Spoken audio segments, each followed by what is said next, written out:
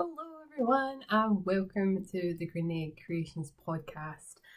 I am over the moon to say that this is episode 50. Yes, I have been recording. That's the wrong way to start the sentence. This is my 50th episode and I can't believe it. For a while back, I didn't think I was going to get anywhere near 50, but I'm there. I'm over the moon. Thank you so much for joining me. The usual podcaster spiel. If you're a new viewer, I hope you like what you see. Maybe hit the like and subscribe button. If you're a returning viewer, thank you so much. I don't think I would have got to 50 if it wasn't for you guys. So yeah, I should probably introduce myself. My name is Kirsty. This is the Grianaig Crations podcast. I'm coming to you from the west coast of Scotland, and yeah, it's a knitting, crafting, crochet, sometimes spinning, sometimes sewing, a little bit of dyeing. Yeah, it's just a crafting podcast. So I have free reign to record today because my parents, who I do live with, are away on holiday. Every so often you may see a cat coming in that we do there, trying to peek its head in. I don't know if it can get in because I've put the mannequin there, but they're probably just going to meow at me to be like, we're bored, play with us, or put food out. And it's not their dinner time yet. So, because y'all needed to know that. But yeah, welcome to episode 50. I got a couple of things to... Got a couple of finished objects, couple of works in progress. We're going to talk about Perth, which was not last weekend, but the weekend before. And I'm going to show off some of my Perth haul and one or two bits and bobs that I have purchased since. Just going to jump straight in with two finished objects. One of them has been on the needle for 2 years. I have finished my Sunset Highway. Still got all the ends to weave in. Still to get blocked as well. I've not really had the time to do the blocking, and I already have a pretty sizable project that you'll see in very shortly to block first. So I'm going to see if I can do both at the same time. I don't think I've got enough mats. But yeah, this has taken me 2 years to complete because it was in the timeout corner for quite a portion, and that had nothing to do with anything apart from the fact I'd put too much weight on, so I couldn't actually wear it. So I had to rip it out and add additional increases to accommodate for my larger stomach, and also I hadn't made the arms long enough. So I put an extra 2 inches on this portion of the sleeve and I reknit this whole thing because originally I had done it in twisted rib, which I love the look of, but it was just a wee bit too tight. So I reknit the whole cuff section, and my mum says I'm nitpicking when I try it on and I'm still not 100% sure if I have the sleeve length right. It does fit, it's not tight, there's a wee bit baggy, like a wee bit of bagginess where it should be, but maybe I'm just nitpicking. Once it's blocked and ends are woven and stuff, I will try and take a picture and you guys can see it. I'm hoping you will agree with my mum and just say I'm nitpicking, because ripping out alpaca, very fuzzy alpaca, was not fun. I eventually gave up and just cut the damn yarn and threw it in the bin because there was no budging those stitches. They were just not wanting to be frogged at all. So done both sleeves, and I, with the help of my wonderful friend Ellen, because I don't understand, I've not done enough garments to know how and where to alter them. So Ellen kind of taught me through where the best place to put my increases would be, which is under the arm, and I am very happy to say that you can't even see them because I can't find them. I knit the damn thing. You have to look really closely to see them. And if someone's looking that closely under my arm, they're a weirdo. But yeah, I put plenty of increases in. It's not excessively baggy, but it's definitely means it's not tight around my stomach, which is always a good thing. And it's quite a comfortable wear. I need to block the bottom because, as you can see, the hem is rolling pretty bad. If that continues to do so after I've blocked it, I'm probably going to take the cast off, the bind off, extend the rib, and then cast off again. So for now, it's a finished object. And my second finished object is the ginormous Changes shawl. It is officially finished. It is complete. I have a snagged nail and it keeps catching on things. And I have a pack of fluff everywhere. I had this finished and excuse me. Oh, a pack of fluff everywhere.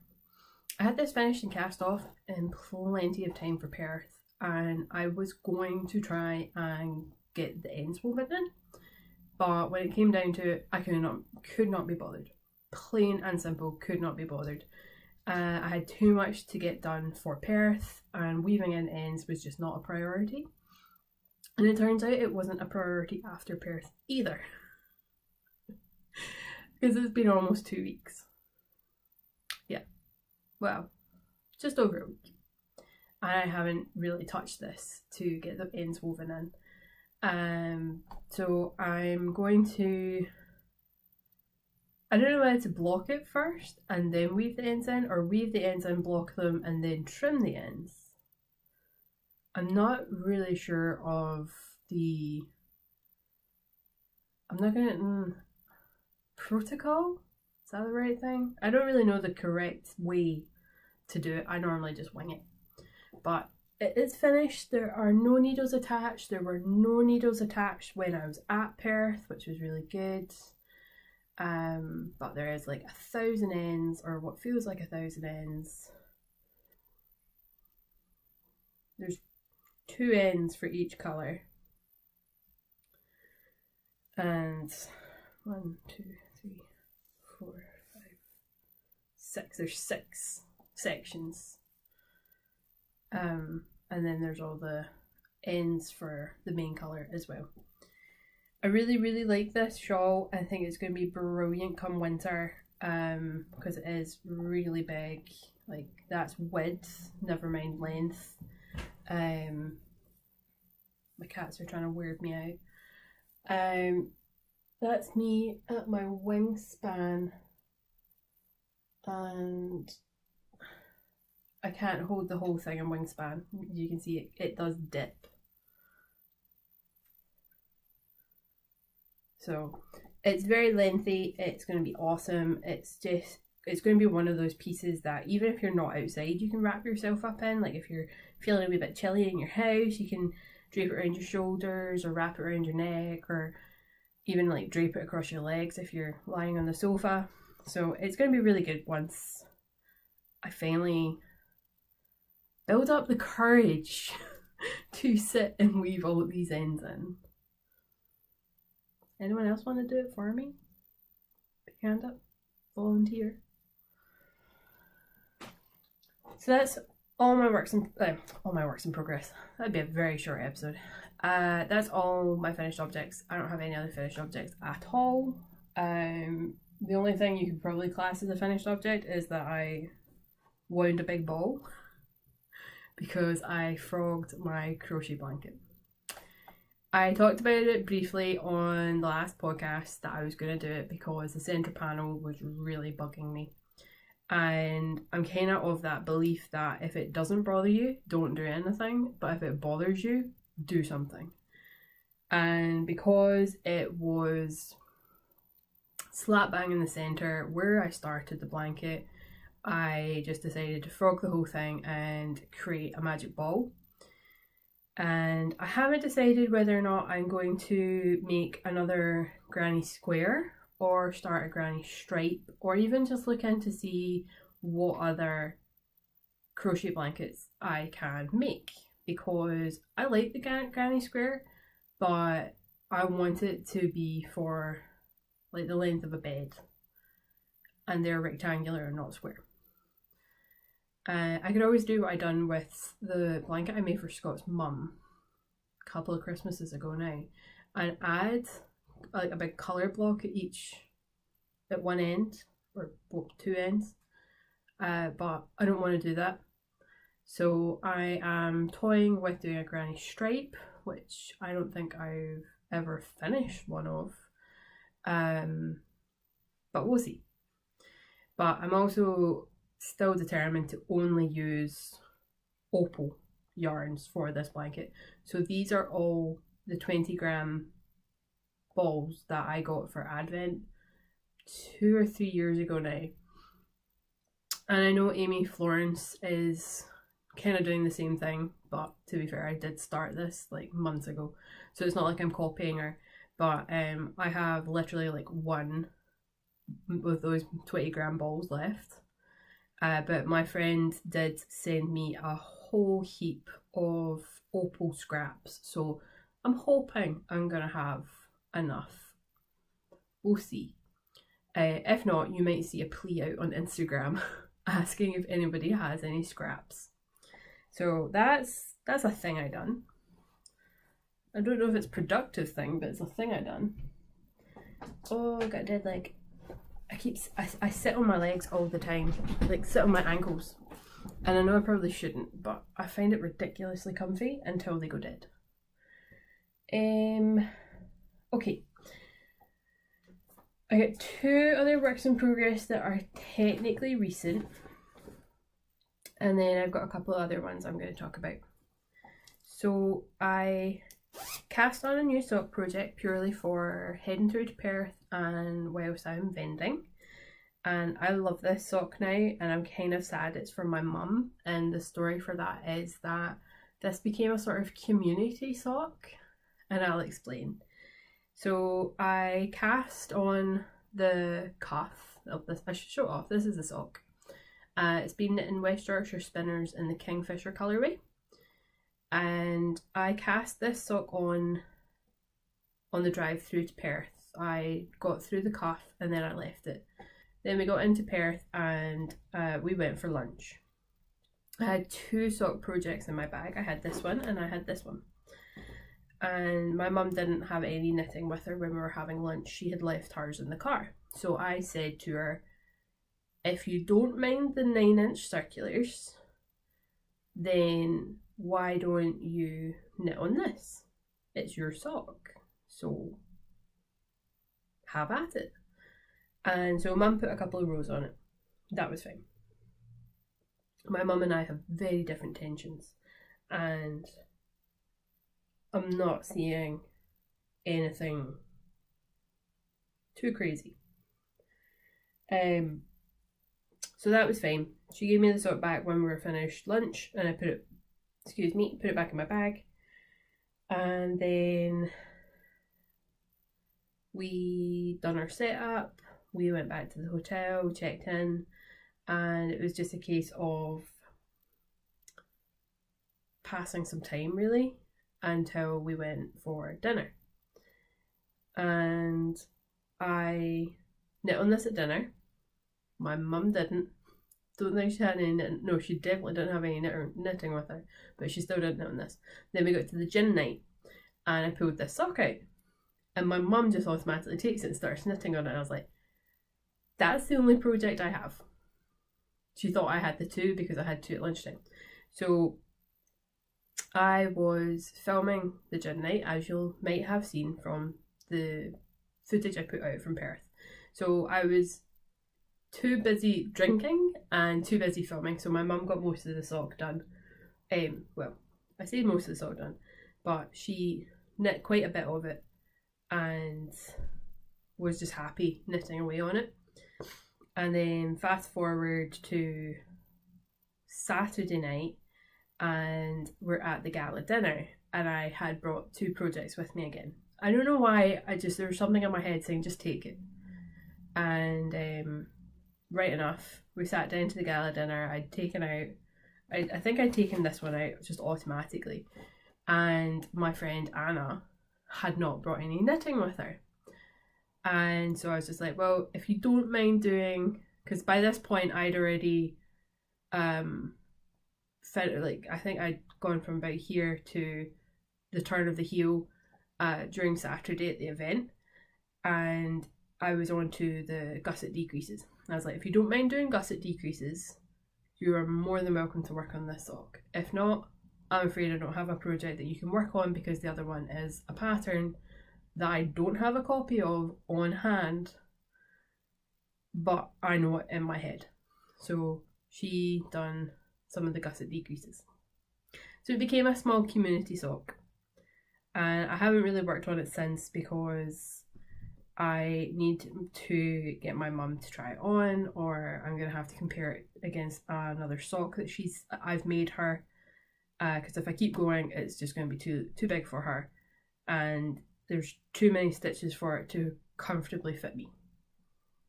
So, although I do love this colourway and I want a pair of socks in this. So that's that one, and that's just staying in one of my handmade bags. And then my other sock project is being kept in my Flu Fanta bag, and this is going to look more complicated than it is, and I'm possibly going to get myself tangled up here.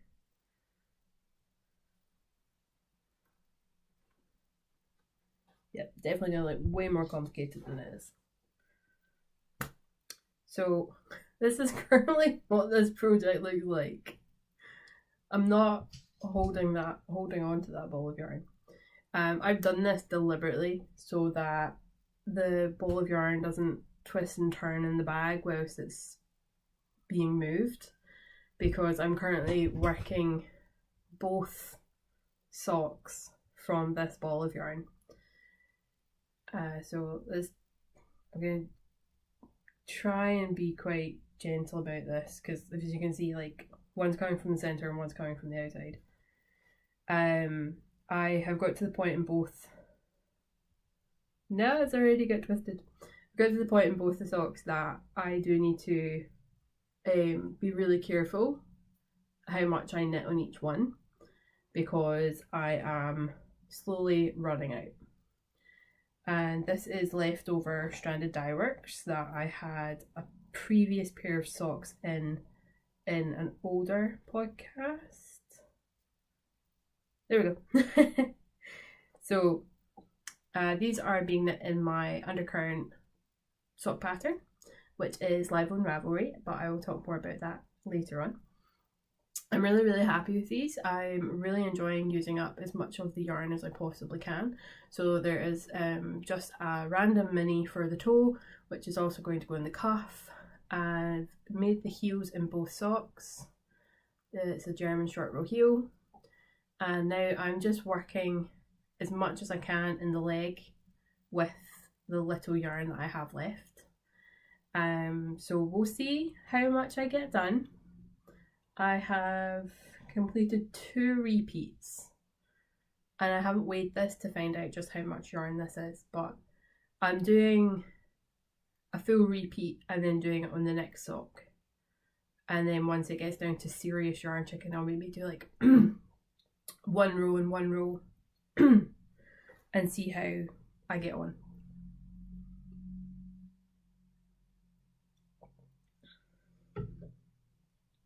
But yeah, this hasn't received any love recently. Not for any reason other than I have been resting actually, and I'll go into that a wee bit later on as well. So I've touched the ball again in the hopes that it doesn't get tangled or twisted in the project bag. And that's been since Perth, so it's done pretty well not to get twisted.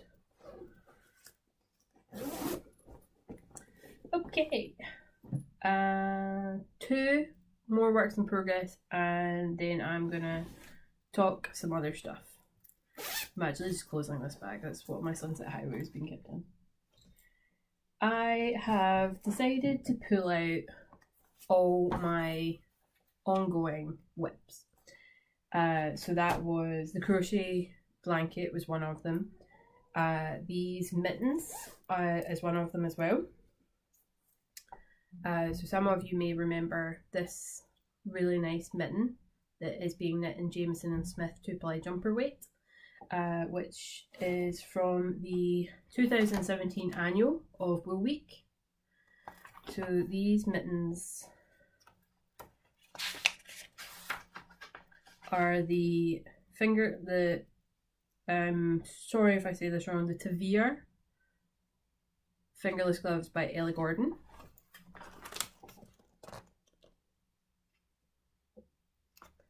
And I am knitting them in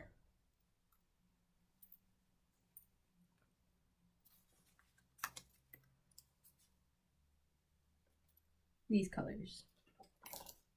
So this is a really beautiful heathered lilac. I'd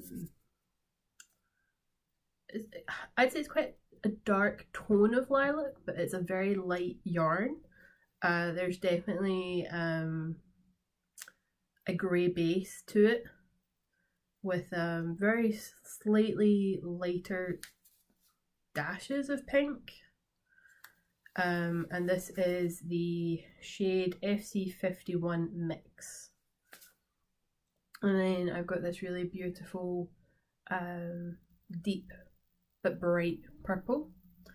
I don't know the colourway for that one. And a really beautiful bright turquoise. The colour on the screen is not doing the colour of this justice. So I have that as well. And I have decided to pick this back up because all that really needs done is, well, the rest of the second mitten and the thumbs. So I was like, why have I not picked this up sooner? It was such a fast project. These would make excellent Christmas gift, like an excellent Christmas gift for somebody, and they were just super fast, super nice. I really enjoyed knitting them. And then it struck me why I hadn't finished them. I had done a test knit for a friend earlier in the year where I used some white Jamieson and Smith and the black Jamieson and Smith to do a swatch. And I don't know why, but I've got in the back of my head that when I'd finished the swatch, I binned the yarn. There's just something telling me that that's what I done. So I didn't actually have any more white Jamieson and Smith. I checked. I pulled out all my storage boxes. I checked everywhere that I store yarn. I didn't have any more white Jamieson and Smith. So I jumped online Sunday? Maybe Sunday. Yeah, that's about right. Jumped online on Sunday and I ordered another ball of Jamieson and Smith. And it turned up today. So I actually ordered another ball of the shade 1A and some 9-inch Chiaogus. Monty, shush, I'm podcasting. So 9-inch Chiaogu circulars because I am loving these for sock knitting. I plan on getting these finished and they can go to somebody as a Christmas gift. I'd need to be really careful who I give them to because they are scratchy. So I don't think my sister would like them too much. I don't know if my best friend would like them too much, but I don't know. I've never given them anything with the scratchy yarn again. I don't know. I've never given them anything in this yarn. Personally, I don't think Jamieson and Smith is scratchy. I think it's a lovely yarn. But to the non-knitters of the world, they might not appreciate the yarn. But I do have the second the ball of yarn now. I can finish these mittens and that is on my to-do list. I was really waiting on this turning up. I didn't think it was going to turn up this quickly, considering I ordered it on Sunday and today is Tuesday. and at that it arrived at like 10 o'clock this morning. So those are being housed in my Adipoise Doctor Who bag.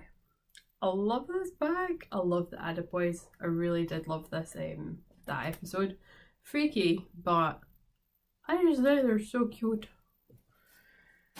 So again, that was in the 2017 annual from Wool Week. My last project I'm going to talk about is one that I'm still having a bit of issues with. And I don't know if I'm just going to wing it going forward, or whether if somebody who watches the podcast has done it before, if they can kind of contact me and let me know where I'm going wrong. So this is the Parachutey by Stephen West that I started quite a while ago. I say quite a while ago, it's not my oldest whip. And I appear to be having an issue when it comes to the joining of the two pieces. It's going to look like a bit of a mess because it's on a very short cable, and technically I have joined the two pieces. I'm overusing these, I'm sorry. So I don't know if it's me that's not following the pattern correctly. Bear in mind I'm a visual learner and not somebody that can read things very well and take the steps from that and actually do it.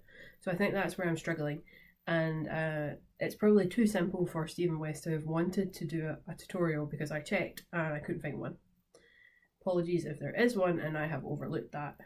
But I've cast on the stitches, I've joined a couple of rows, and technically it's working, but I don't think it's right. So this is like I'm using stitch markers to hold it all together.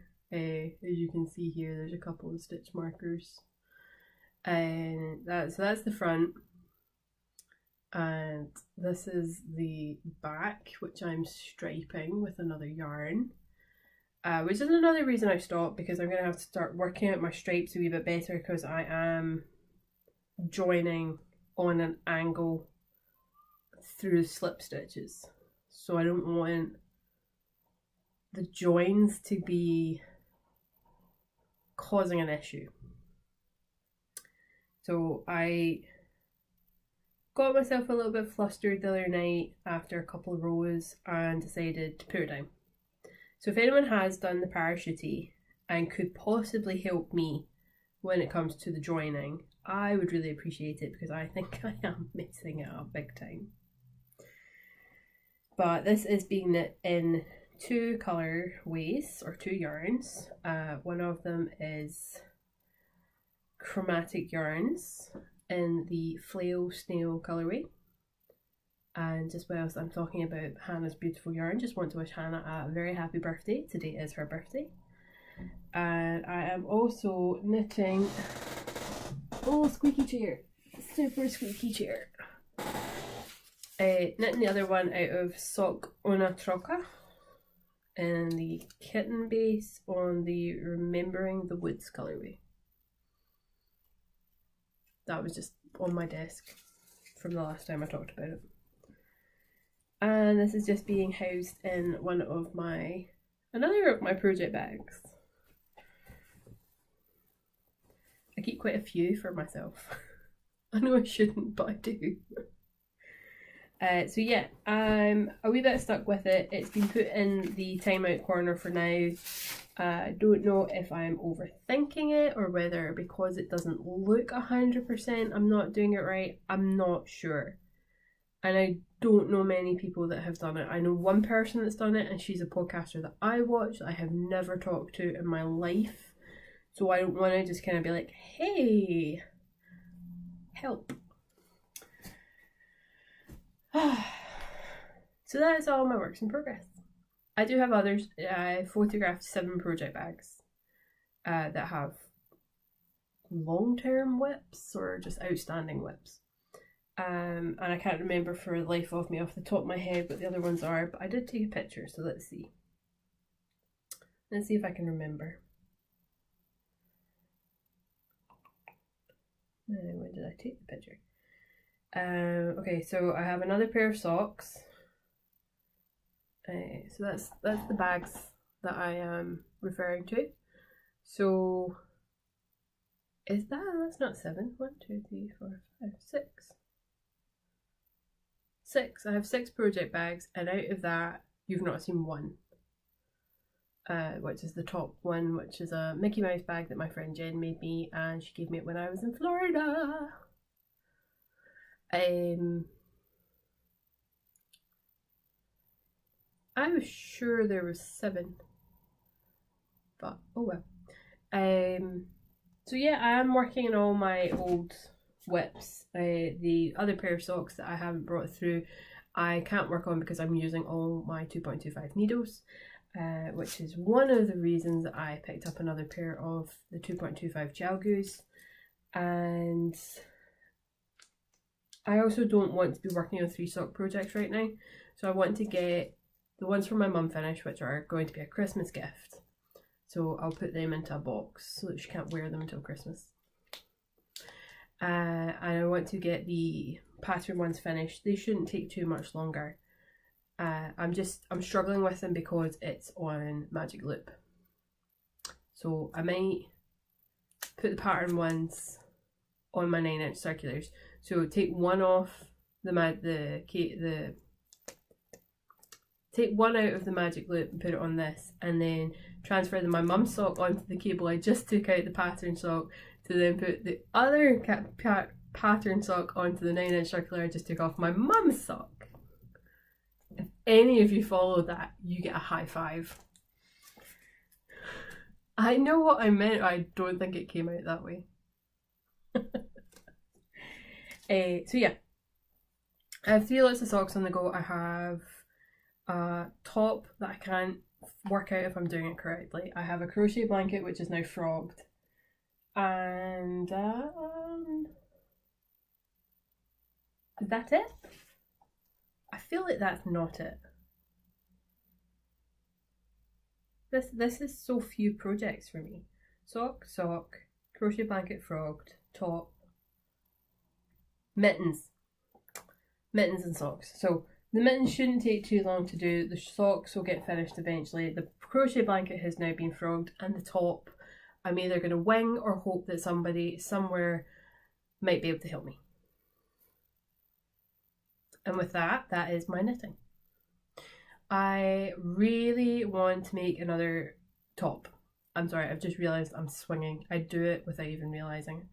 I want to make another top. I did not make this. I wish I made this. This is store-bought. It is lamb's wool and nylon. I got it out of Tiki Maxx.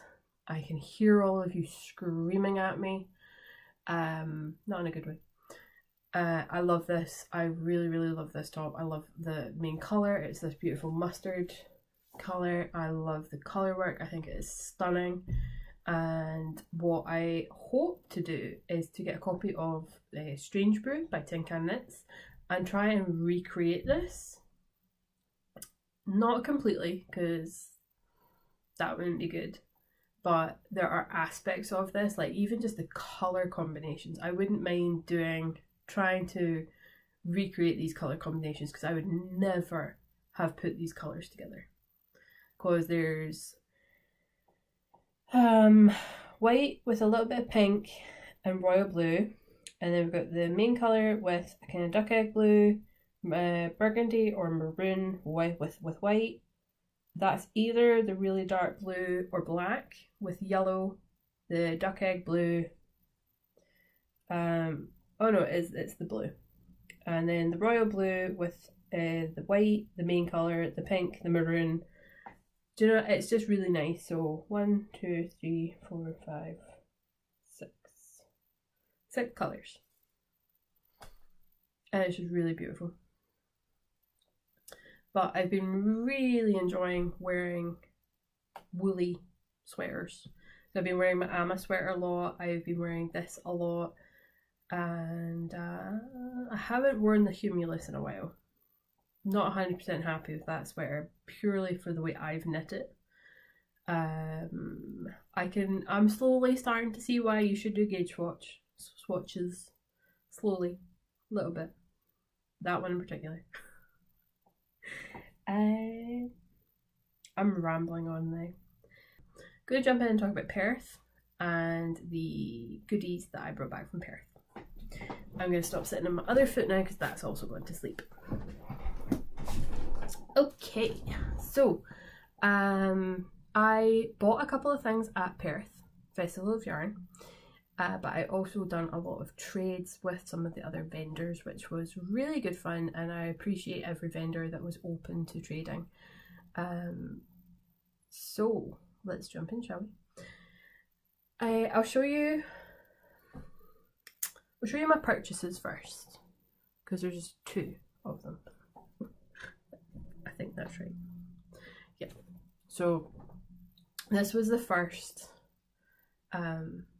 yarn that I purchased, and it's from All Wool That Ends Wool, and it's the glow stick self striping, and it's 75% superwash merino, 25% nylon, 225 meters and 100 grams, and I got the last one. I'm not snipping the yarn, I'm just really happy. I was walking around taking footage of the stalls, and I was eyeing up all of their self striping, like all of it. I thought all the colours were beautiful, they were stunning, but this one really caught my eye. But I couldn't decide between this one and one or 2 of the other ones, and eventually I chose this one because it was the last one. And I'm really happy with it. I got back to my stall and Lise and Ellen were like, give me the yarn. So I had to hide it. I know they wouldn't have taken it, but it was kind of funny. So that was the first one I bought.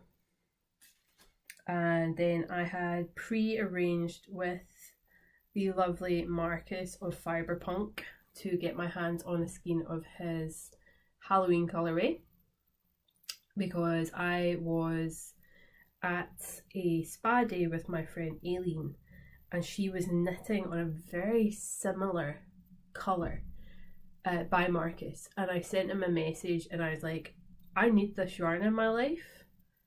If you're dying anymore, can you please set aside a skein for me? And he was just like, actually, I'm working on a new version of it. Here's what it looks like. And I was just like, yeah, one of them needs to be mine. So he set aside a skein for me to collect at Perth. So I bought this. And then after that, everything else that you will see is a trade. So I don't even know where to start. I'll start with these since they're right at hand. Where's that one? So I done a swap with Deanna of Lovebug Yarns, and I got these minis for heels, toes and cuffs. They are 20 grams and they are 75% superwash merino, 25% nylon and approximately 85 meters, and they are bright. They are proper neon and highlighter of every colour. So you get the pink, the orange, the yellow, the purple and the green. They're going to make amazing contrasting heels, toes and cuffs. And then I got her citrine on her platinum sock, which is super 5, 75% superwash merino and 25% nylon, or now to be known as Super 5. Oh, it's been a long week. And it's 425 meters and 100 grams, and it's this beautiful oh, I don't know how to describe it. It's not beige, but it's not a peach colour either. It's coming out kind of golden on the screen. Yeah, it's not going to show a true representation. That is kind of true. It's a really beautiful colour, and I'm not normally drawn to such a new, like a, I don't know, I'm not normally drawn to colours like this. I'm normally drawn to quite bright and in your face, but this one was really nice, and it's also really soft. So done a trade for those. And then I done a trade with Rosie of Pixel Atlantis, and I got some yarn that hasn't been super popular, which I don't understand. The base hasn't been super popular, and I'm not sure why, because this is absolutely delicious. It's 50% merino, 25% alpaca, and 25% nylon. And you get 400 meters in 100 grams. And these are two very different yarns, and I don't think they're going to go together. But they're just beautiful, and they're so soft. I got cat hair or fluff in my mouth. So this is a one of a kind, and this is in her Nagini base, which is Harry Potter. I'm assuming. I could be wrong. It is 4-ply, but it looks like quite a puffy 4-ply. But I couldn't believe it when I picked it up, and I was just like, this is so soft. And that's when she told me it wasn't a very successful base, and she was thinking of discontinuing it. I don't know if she has or if she's still considering it, but if you get the chance to get some, I would recommend it. It's going to be something really, really warm, that's for sure. It's definitely going to keep you nice and toasty.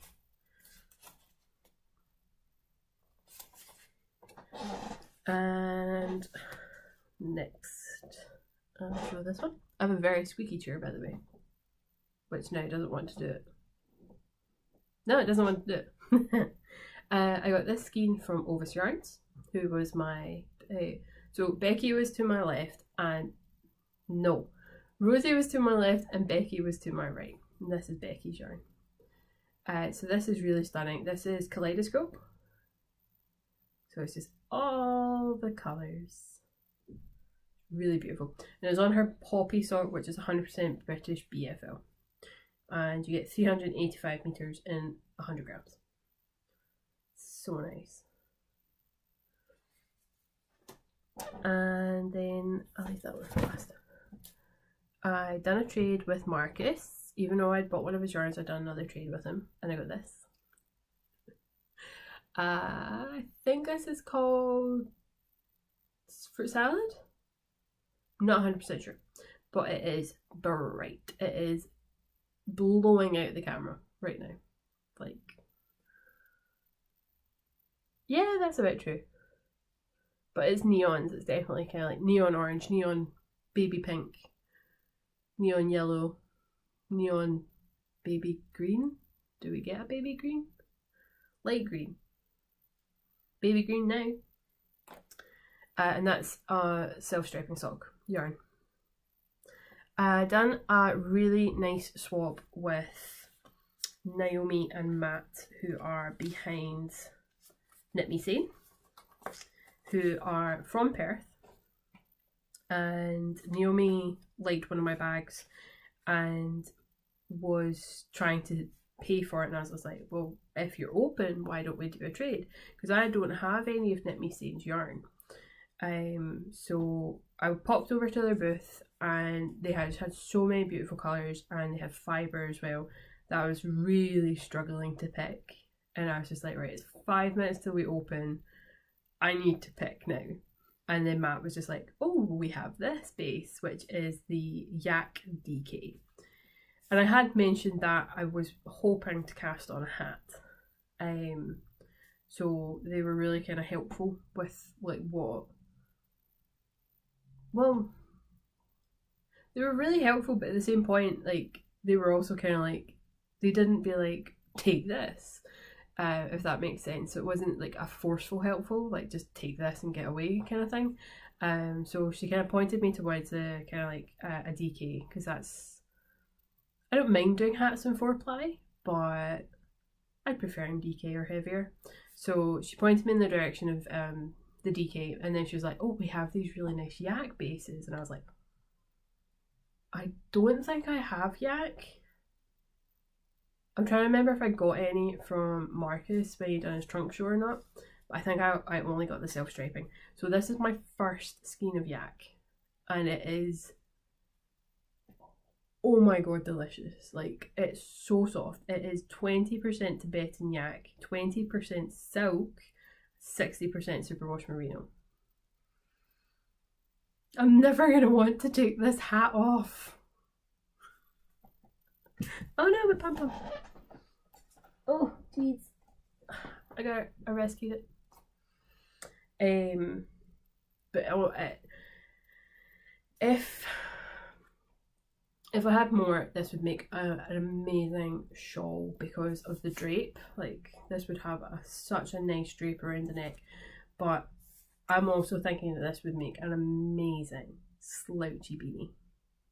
And then to top it off, as I was kind of about to leave to head back to the stall, Matt was just like, oh hey, we have pom-poms. And I was like, they are the softest and the fluffiest pom-poms ever.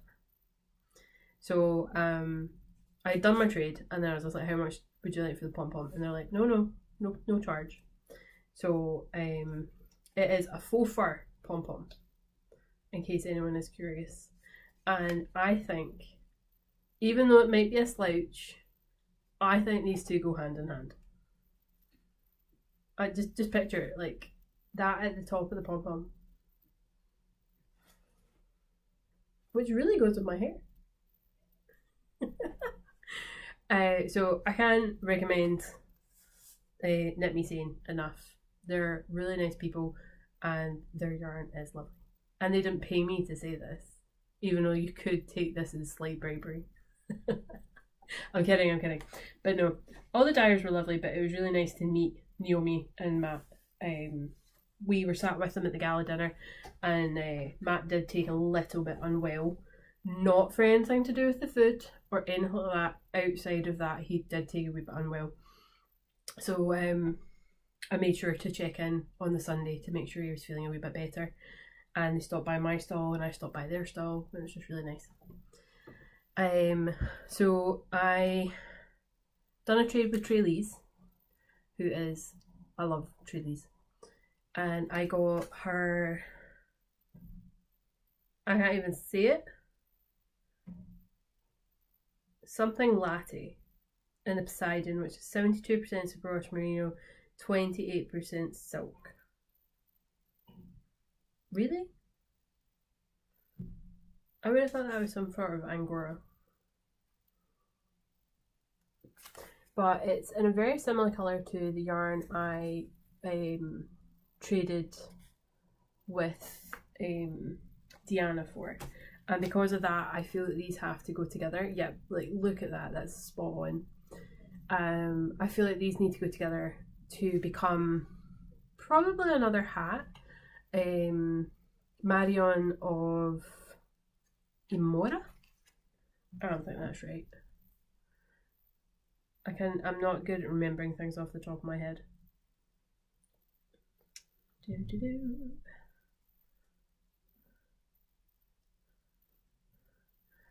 Marion of Marion M Designs has released a new hat that she released in time for at Perth, and she had the hat on Traylees' stall, and it does require a fuzzy yarn and a base yarn, and I feel that these two would make an exceptional Blythe hat.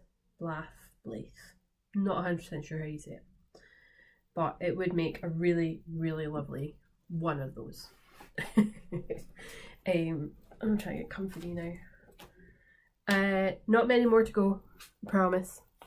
I decided to pluck up my courage to talk to Angie of Gamer Crafting, and I don't mean that like she's a mean person. She's not. She is lovely, but I'm really intimidated by her because I admire her so much. So I plucked up my courage to go talk to her and really kind of like be like, would you want to trade? I was very, very sheepish about it, but she was really, really lovely. And I seen too many things on her stall that I wanted, and I was like, I don't expect you to trade for all of these. let me know which ones you want the money for. And she never did. In a good way, because she got 2 bags from me. So I got Pika Pika, because I love Pikachu. This is a 100-gram sock, 75% merino, 25% nylon, and this really, really lovely yellow and black with some black speckles, which do turn a wee bit slightly greenish, but I love it. I've been eyeing this up for forever now, like really eyeing this up for a long time. And then something I never thought I would walk away with, I got a monster floof. It's coming up yellow-ish on screen when it's more the highlighter green. I don't know, my screen's kind of dim because I'm in battery saver mode, so I can't really see what the true colour's coming up on screen. But I never thought I'd walk away with this. Not for any reason other than it wasn't on my to want list. So the Monster Floof is in the Ectoplasm colourway, and it's a DK. 78% kid mohair and 13% mohair and 9% nylon. So it's super floof. And I think what really kind of drew me to it was the fact that I had seen Angie's podcast where she made the brioche hat with it, and I was kind of like, whoa, that would be really nice. I don't know if it'd be like itchy for my skin, whether it would make really kind of irritate me, but it seems okay. But yeah, the sample or the hat that she'd made was there, and I was just like, I kind of want to make my own. So I asked for that as well. And then lastly, I really, really, really wanted her Goth Rainbow sock blanks, but I was too late. I'm watching my absolute a-hole of a neighbour try and park his car. I was too late to get the Goth Rainbow sock blank. I know, I'm really sad by that. I'm hoping there may be more on her shop that I can race on and buy. But I did get her Palace Arcade sock blank. So I don't even think, I've not even seen this out. But it's a double strand sock blank, so that's why it looks really tiny. But they are going to make some amazing socks. Now I have to get that back in that tiny little card. That was not wise. So yeah, she was really generous in letting me do that trade. I wasn't expecting her to say yes. So when she came to my stall, which you can see on her podcast, I did get her to take 2 bags because it would be fair that way. The last lot of skeins I have are not trades. I bought the Perth Festival of Yarn colourway from Fine Fish Yarns. So this is Major FOMO. And it is 75% superwash merino, 25% nylon, 425 meters, and I would say it's a high twist. I don't know, it doesn't state it, but I think it looks like a high twist yarn. And it's just got these lovely colours in it. So there's speckles of yellow and green and splodges and speckles of red and grey, a little bit of pink. Trying to see if I've missed any colours. No, I think that's it. But it's really, really nice, and it's on a kind of very, very pale pink base. It's really, really, really subtle base colour. But in general, it's a really beautiful yarn. I pre-ordered this a couple of months ago or something, and almost forgot that I had done so. So good thing I remembered. And then the last 3 skeins I walked away with are I don't know if the right word payment, but I done a sample for Lee's and a test knit for Marion ages ago, and apparently I was due payment, so I chose these. She told me it was 3 skeins. I didn't just take 3 skeins. She told me I was to take 3 skeins, and she has such beautiful yarn that I really, really struggled to pick. And then I just seen these colours and I was just like, I'm picturing a 3-colour shawl. But I'm picturing a 3-colour shawl design. So, we'll see. I would love to design something in Lisa's yarn. And this could be the prime opportune moment. I'm so excited. Okay, so that's the haul over with. I'm just going to talk about Perth really quickly and then I'm going to do like, I don't know, I might just add it into the end. So Perth again this year was amazing. I had such a good time. I arrived on the Friday. Like I said, we arrived, we went for lunch, and then I went back to the venue to set up my stall. And then once that was set up, I made very rushed dinner plans with some friends and then went to check in at the hotel. It was just me and my mum. Scott wasn't arriving until later on in the afternoon because we were coming through in separate cars. And so I got checked in, put my feet up because they're already starting to hurt, and that wasn't even on day 1, that was day 0. And got checked in at the hotel, and then Scott finally turned up. He couldn't find the hotel, so that was fun. And then we went out for dinner and gin night came around and I had a lovely time. I thought the gins were lovely, but my experience with the gins is going to be different from other people because those that had it with tonic water will have a very different experience from me. I cannot stand tonic water. I think it's the most disgusting thing in the world, and I had to get lemonade to mix mine with. So my tastes are going to be very different from the other people, but I really enjoyed all of the gins. My favourite, I'm not going to say my favourite, I enjoyed the first one and the last one equally, and then in second place was the second one. Purely because, and if you listen to Scott talking, he doesn't want to drink a garden. You could really smell, and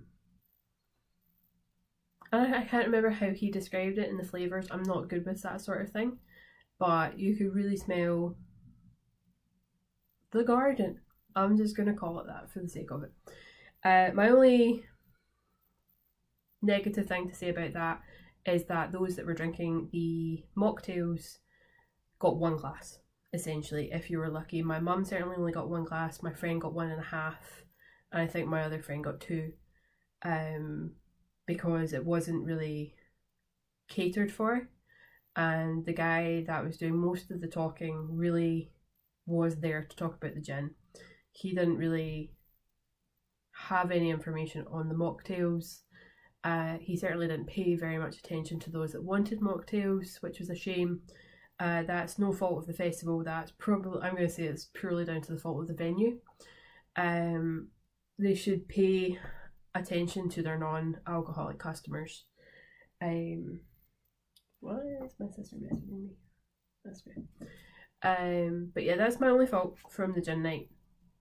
I had a really, really good time. Like I say, I really enjoyed all the gins. It was great spending time with friends. My sock became a community sock. And then we headed back to the hotel and chilled out, and then comes around day 1 of the festival. I had a really good time. I love Perth Festival of Yarn for many reasons, and the main ones will remain the same. It's a very, very spacious event. There's no crowding, there's no elbowing to get into the stalls. It's a very open and airy space. I get slightly claustrophobic and I do experience panic attacks from time to time. And the only feeling of overwhelmed I got was the fact that it was just kind of, for me, it was go, go, go because I was a vendor. Whereas that would be very different for those that were customers. So I had a really, really great time. I was blown away by the people that stopped by to say hi. I did have a few people come up to me and be like, oh hey, and I'm like, hi. And it was kind of like that, hey, where they know me and I have no idea who they are, and that is not me being rude. That is because they have either watched my podcast or they follow me on Instagram, and so I did have a couple of occasions where I was kind of like, hi, and didn't really know what to say, whereas like I had other people like Ali, who came up to me and was like, I am so and so off of Instagram, how are you? And I was just like, oh, I know that Instagram handle, and we got on like a house on fire. So it's quite interesting, and I do urge people to remember that if you are following somebody that's going to be at a show, whether that's a vendor or a podcaster, please don't take offence that they might not know who you are. It's because you could have, like, I don't know how people like Amy Florence and Truly, Variety of Truly Hook do it, because they have a big following. I have a relatively small following in comparison, and I can find it quite overwhelming sometimes with the followers that I have. So I don't know how they manage it. Probably a lot better than me, because I'm socially awkward as hell. But that's a different matter. So if you do go to somewhere and you're going up to somebody that you follow on Instagram, where they might not know you back, just remember that and realise we're not being rude. We're just being put on the spot, and it's kind of a little bit overwhelming. It's also, especially if you have a podcast, because you get so much of our life, whereas we don't really get that back from yours. So that was really interesting, and Scott was really put on his toes when he had people coming up to him and saying, "Oh, you're Scott," and he was like, "Kirsty, how do they know me?" And I was just like, well, you've been on the podcast and you've been on my Instagram. People actually pay attention to things. And he's just like, yes, but why do they know me? And I was like, again, you've been on my podcast, you've been on my Instagram, people follow my page. Some people pay attention when they're scrolling through the internet, unlike him. So that was kind of funny. I don't think he has accepted that yet. Having had recent conversations with him about it, I don't think he's accepted that yet. But all in all, I had a really, really fabulous time at Perth. I hope that everyone else did. I haven't heard a negative thing yet. I did have one person come to me and complain about the ticket price, and I was just like, whoa, this is actually relatively cheap compared to other events. And it became very apparent that she hadn't been to those other events. So I don't know if I burst a bubble there or what, but yeah. I don't make the ticket prices up, and I personally think the ticket price was very, very reasonable. But this lady did not agree. But yeah. My favourite part, I did put a Q&A thing out on Instagram where it was just like, yeah, I'm recording a podcast, ask me something. And I did get asked what was my favourite part about the festival. And I don't think I can answer that. Oh no, I can answer that. I can 100% answer that. But it involves me nipping off to get something and then coming back. So bear with me. My favourite part of the festival was one that is truly personal to me. It's got nothing to do with me vending. It's got nothing to do with the organisation of the festival. It is purely to do with somebody that I have now known for several years that I met through the festival. And her name is Audrey, and her wife's name is Sarah. And they are two of the nicest people you will ever meet in the planet. I remember the first time I met Audrey, and it was at Perth Yarn Fest, as I've said. And I was vending, and she came up to my stall, and I seen the top that she was wearing, and I thought it was lovely, and I struck up a conversation with her. And that's the amazing thing about crafters, is that we can do that. We can strike up a conversation based on something that somebody has made. So we had a conversation about her top, and it's just kind of gone from there. So I'd seen Audrey around the show over the weekend, or at least on the Sunday, but I hadn't had the chance to talk to her. So she came past us all, and I was just like, hi, how are you doing? We got talking, and they were talking about their recent holiday away, and I was getting shown pictures of the sunset, and I couldn't believe it. There's pictures of otters, and otters are one of my favourite. Audrey bought my otter bag, which was really good because she loves them as well. And then she started rummaging in her bag, and I was just like, okay. And she pulled out this. I know a couple of podcasters have talked about theirs, or at least put it on Instagram, but I love mine. Turns out Sarah had made this, and they were giving a few to some of the vendors and to people attending the festival. And I thought Audrey was just showing me this. And I went to hand it back after I'd obviously kind of complimented it, saying, oh my god, it is actually stunning. And Audrey's like, no, it's for you. And I was so caught off guard by this, and I was almost brought to tears because it's just so beautiful. Like, it's really, really beautiful. And Audrey was saying that she keeps stitch markers in hers, which is what I think I'm going to keep in mind, and a couple of rings, which I know Gemma's planning on doing. No, not Gemma, sorry, Laura of the Lonely Knitter podcast. I just watched hers today, that's why, but then I'd also watched a video that Gemma had put up on Instagram, so sorry, I got the two confused. I know Laura plans on putting rings in hers, and I might put stitch markers and a couple of rings in mine as well. But honestly, I was nearly brought to tears with how beautiful a gift this was and how out of the blue it was as well. So I gave them both a big massive hug, and it has been safeguarded ever since, because when I was obviously packing up, I didn't want it to get broken, and when I got home I didn't want a cat to swipe it off the unit, so it has been safeguarded, and I just think it's lovely. So I'll do a wee close up. It's just really nice, isn't it? And it's curved, so it sits completely flat,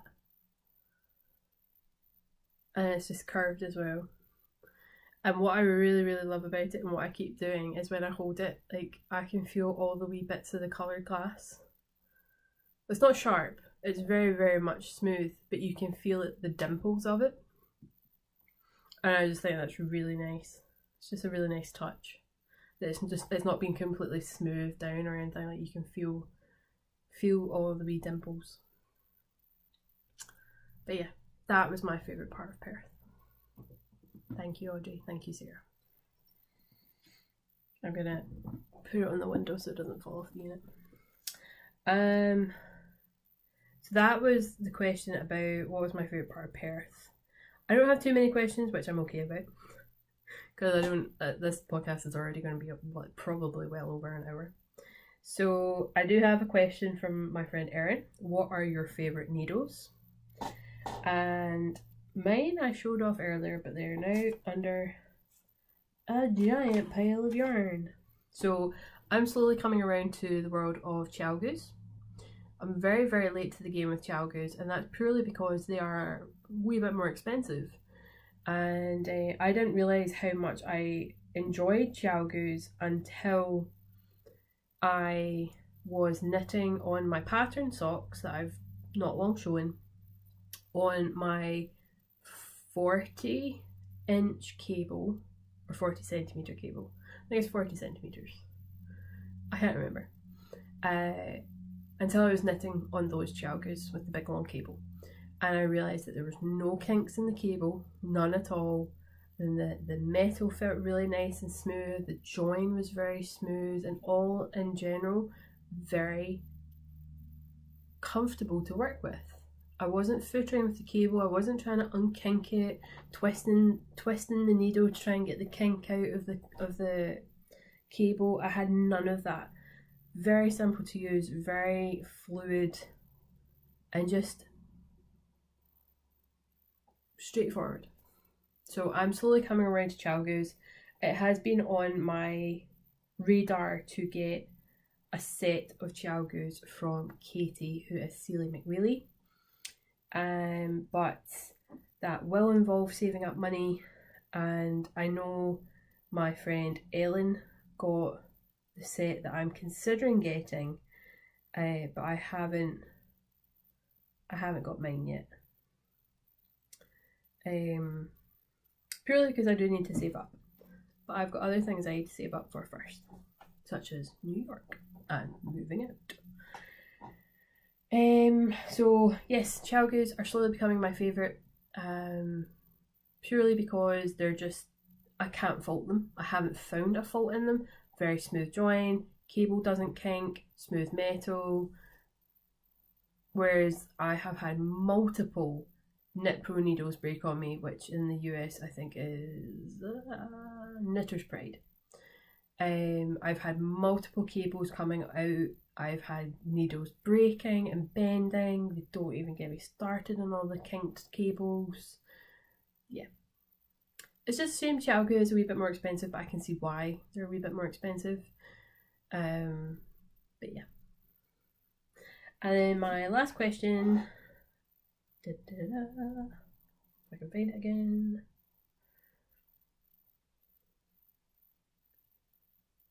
A favourite fabric to use? Any weird ones you'd love to try? Thanks, Pip. That's a interesting question.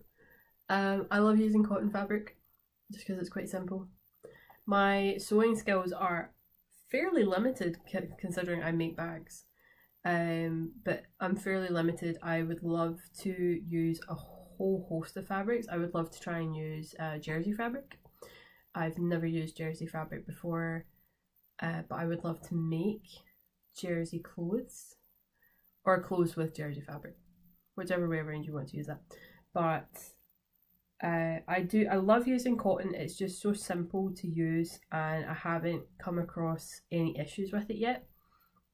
Whereas the likes of jersey fabrics and denim and like a challis, I don't really know all the fabrics that there are. I just know there's a ton that I've never tried. Like I've never used satin, and I don't think I want to because of how slippy it is. But I am willing to try different fabrics to see what I can make with them, and I'm also looking to start expanding what I do with my sewing machine. So I do want to start making more clothes. I would love to make a dress. That is probably going to be on my to-do list for next year, is to make a dress. And then once I start getting more comfortable with the different sewing techniques, I might start branching out into different fabrics as well. But jersey is definitely one that I want to kind of conquer because I would love to make a t-shirt. Just a really nice oversized t-shirt. Yeah, that's what I want to do. So yeah, cotton seems a bit obvious for a favourite considering most of my bags are made out of cotton. But you just can't go wrong with a really nice cotton. Cotton, cotton, cotton. I'm gonna add in one last wee bit. I'm just conscious of how long this podcast has gone on for. After I have worked on getting some of my long-standing whips done, I do plan on casting on some new things, and that's where you guys can come in. Actually, I have two things to talk about. I'm going to cast on the Nurtured Sweater by Andrea Mowry, but I'm also looking for recommendations. I was going to knit a couple of sweaters, but as it stands, that's not going to happen anymore. And I would love to crochet a sweater. I've had one recommendation for a crochet sweater, so if any of you have any recommendations, that would be fabulous. Please drop them in the comments below. I'm looking for probably a DK weight or higher, or heavier, sorry. I wouldn't mind a 4-ply, but I just think for my first crochet sweater, well, maybe not my first two were just disastrous that I made and you've never seen them, but I'd be more comfortable with a DK weight or heavier. So if anyone's got any crochet sweater recommendations or knitted sweater recommendations for DK or heavier, please pop them in the comments below. And one last thing before I leave you and then go feed all the cats, because it is now their dinner time. is that the Undercurrent Socks pattern is live on Ravelry. And we are going to be doing a knit along. That is correct. And now that I obviously talk about it, I don't remember the dates that I set. So, pretty sure it's the 1st of October. 1st of October until the 30th of November this is going to run. If you want to make it in the colourway that these are knit in, I know Helen of Giddy Yarns has some of the hide and seek in stock. So you need to head on over to her website to check that out. But at time of recording, that is certainly the case. So head on over to the Ravelry group where I will put a post up for this. It doesn't start until the 1st of October, but that certainly gives you time to get the pattern and the yarn and the needle looked out as well. Needles. But yeah, I hope you'll join us in the knit along. It's going to be really, really fun. I'm really, really proud of this pattern, and it's also just sparked the fire under... Stay. It's also just sparked the fire underneath my designing passion. I've got a few different designs up my sleeve and I can't wait to get started on those, but I'm also really proud of this one because this is my first published one. I'm saying it's my first one. The Argyle mitts don't count because I haven't released those outside of the Perth Festival of Yarn pattern booklet from 2 years ago. I'll get to it, don't worry. But yeah, I really hope you enjoyed this podcast. It's a bit all over the place and I do apologise for that. But I'm also now feeling very rushed because the battery on my laptop is about to die. But yeah, you can find me on Instagram as Grianaig_Crations, and you can also find me on Ravelry as little-b. There is a Ravelry group, and that is the Grianaig Creations podcast. And I hope you really enjoyed this podcast. If you haven't already, oh, itchy eyebrows. Sorry guys, it's a sign I'm tired. If you haven't already, please hit the like button and even the subscribe button so that you can see all my future podcasts. There's the wee bell thing that if you tick you'll get a notification. Don't know if that's up your alley or not. But yeah, thank you so much for watching and I hope you have a lovely time. Until next time, goodbye.